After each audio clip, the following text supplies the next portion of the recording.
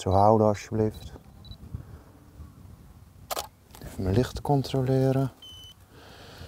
Een traditionele Frieske dracht maken van petflessen. Yvonne Visser van Bedaat die weghaalt om het project in opdracht van Zielske fotograaf Rem van der Bos.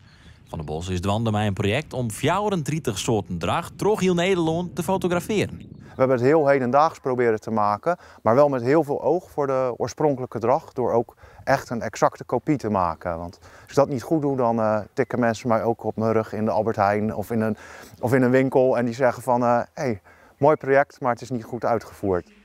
Elke soort dracht moet wat uitstrielen over de regio dat het wij komt. Dus we hebben gekozen voor pompenbladen.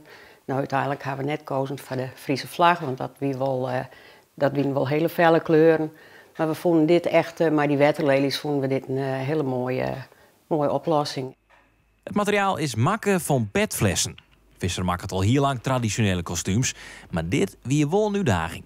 Dat was voor mij heel bijzonder, want normaal gesproken dan kiezen we altijd voor natuurlijke stoffen, voor zijde of voor katoen of voor linnen. Dus dit was echt wel heel wat anders. Het is net hele makkelijke stof, het wil net zo goed stekken, dus een spjelde wil er net heel goed in, maar uiteindelijk met wat oplossingen is het toch wel slagen. Van der Bos kiest mij opzetzin voor jonge model om de dracht tentoon te stellen.